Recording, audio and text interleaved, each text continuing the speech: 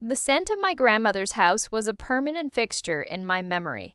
A heavy, comforting blend of stale cinnamon, dried lavender, and the faint, metallic tang of radiator heat. Beatrice Gallagher was a pillar of the community in Oak Ridge, Pennsylvania. She baked for the church, volunteered at the local library, and hosted Thanksgiving dinners that looked like they were ripped from the pages of a 1950s lifestyle magazine.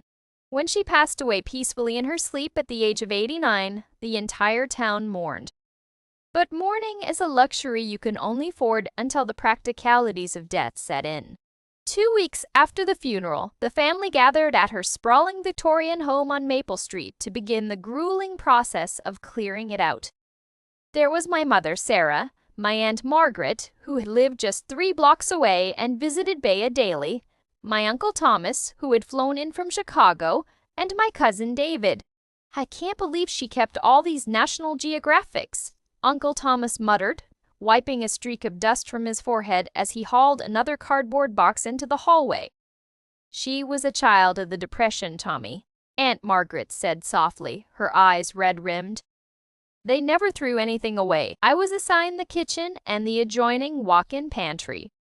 It was a tedious job, sorting through expired cans of soup, half-empty bags of flour, and jars of preserves that looked older than I was. The pantry was narrow and deep, lined with heavy floor-to-ceiling oak shelves built by my grandfather before he died in the late 80s.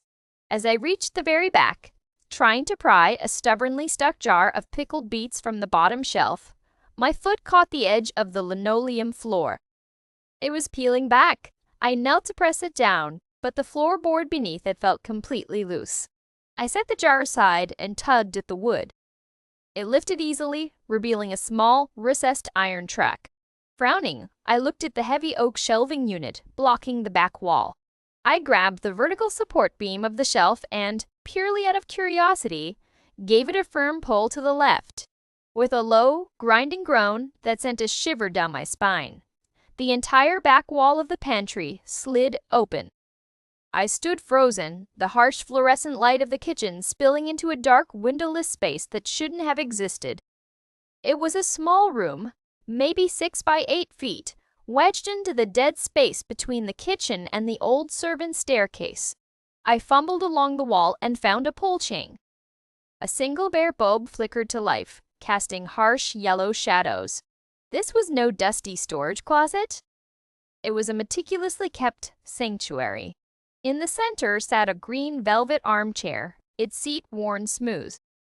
Next to it was a small mahogany writing desk, and against the far wall stood a heavy industrial-grade combination safe. But what caught my breath were the walls. They were plastered with corkboards, covered in a chaotic but precise web of photographs, newspaper clippings, and handwritten notes connected by red thread. I stepped inside, my heart hammering against my ribs. The photos weren't of our family. They were candid, long lens shots of a wealthy-looking couple. Some photos showed the couple in their 20s, standing outside a sprawling estate. Others showed them older, attending galas. A faded newspaper clipping from the Philadelphia Inquirer dated October 14, 1974, caught my eye.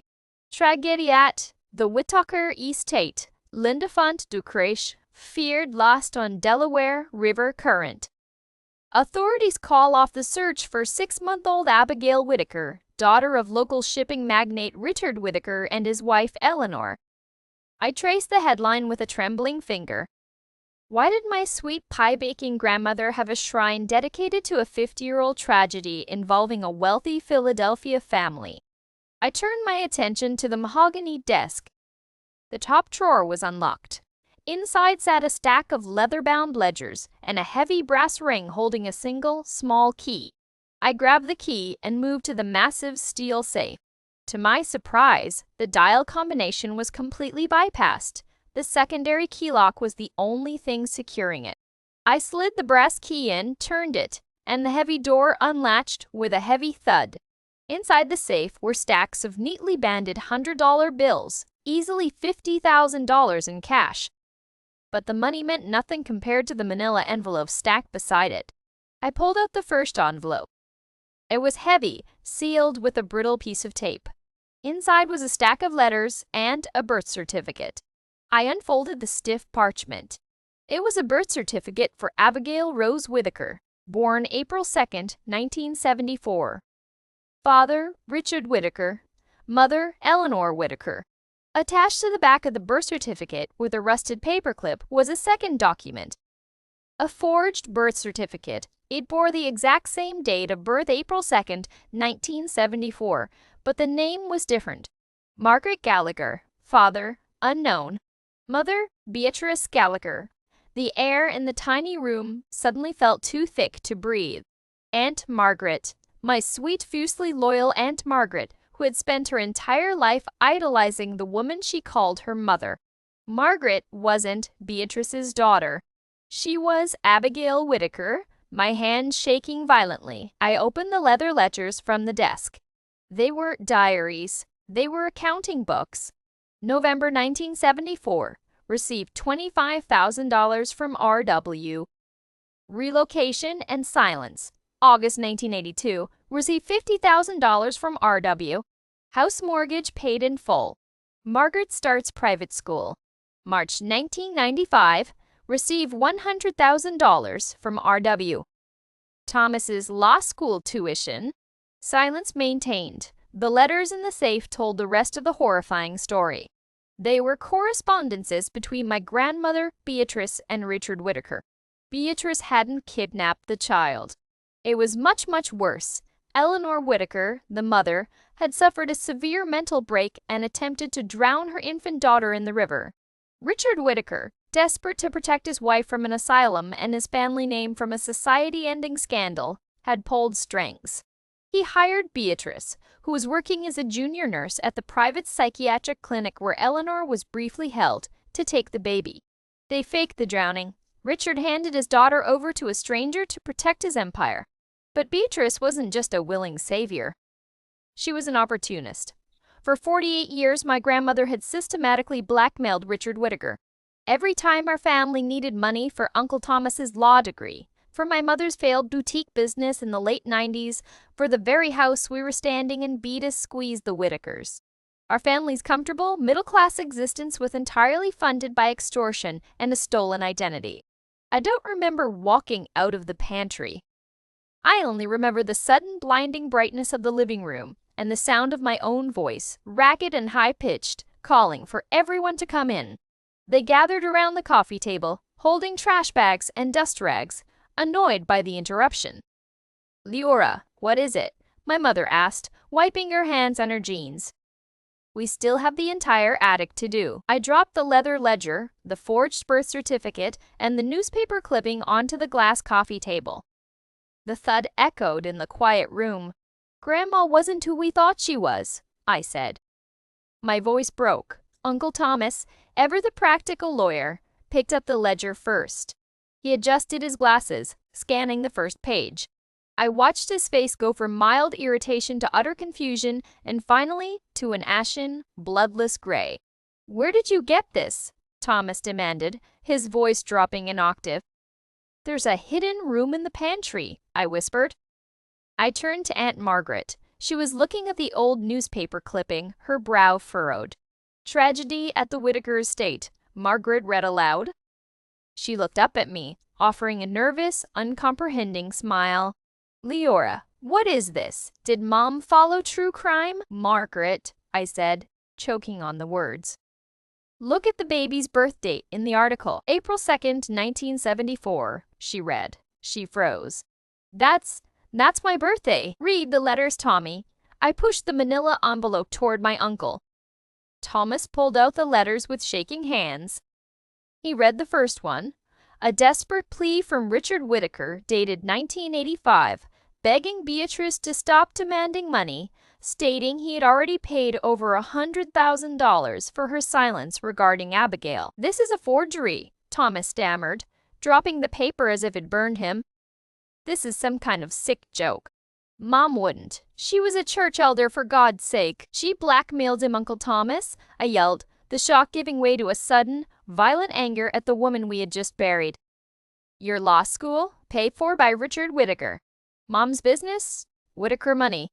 She bought Margaret, and she used her as an ATM for 50 years. Stop it! Aunt Margaret shrieked.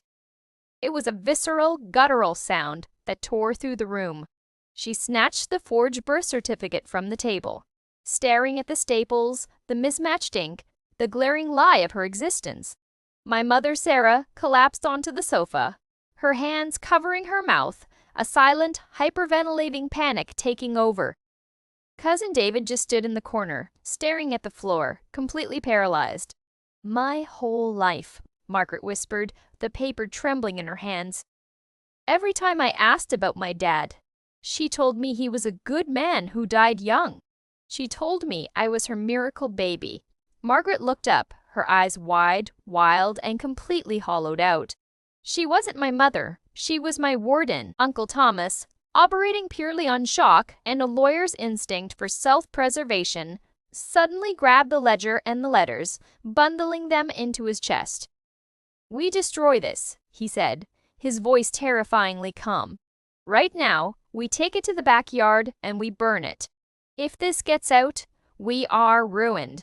The estate, the money, the Whitakers could sue us into oblivion for extortion. This family will be destroyed. The family has already destroyed Thomas," Margaret screamed, lunging at him. She tore the letters from his grip, her nails scratching his hands. "These are mine. That is my life you're trying to burn. My real parents, my real name." Margaret collapsed to her knees, clutching the letters to her chest, sobbing with a ferocity that shook the floorboards. My mother slid down to the floor to hold her, both of them rocking in the ruins of our family's legacy. "We didn't burn the papers." 2 days later, Margaret hired a private investigator and a ruthless family attorney named Jonathan Hayes.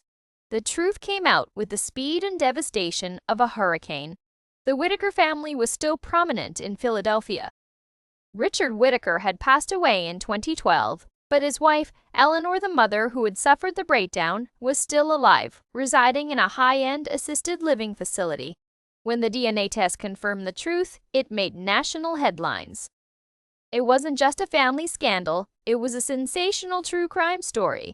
The media descended on Oak Ridge, tearing down the wholesome facade Beatrice Gallagher had spent half a century building. The legal fallout was catastrophic. The Whitaker estate filed massive civil suits against Beatrice's estate for decades of extortion. The money Beatrice had left behind, the inheritance my mother and uncle had been relying on for their retirements, was frozen and eventually entirely seized. Uncle Thomas had to resign from his law firm due to the scandals surrounding his education being funded by blackmailed money. He doesn't speak to any of us anymore. Aunt Margaret changed her legal name to Abigail Whitaker. She moved to Philadelphia to spend whatever time she had left with Eleanor, a mother she didn't know, a woman whose mental illness had sparked the darkest chain of events imaginable. Abigail is a ghost of the woman I used to know as Aunt Margaret. The bright, baking, laughing woman from my childhood died in that living room the day the pantry door opened. We sold the Victorian house on Maple Street to a developer who gutted it. I drove by it once just to see the shell of the place. The pantry was gone, knocked down to create an open-concept kitchen. Sometimes, when the weather turns cold, I catch the faint scent of cinnamon and stale radiator heat, and a wave of nausea hits me. Beatrice Gallagher taught me the most terrifying lesson of all. The most dangerous monsters don't hide in the dark. They bake you pies, they kiss your forehead, and they lock their secrets behind a false wall, smiling all the way to the grave.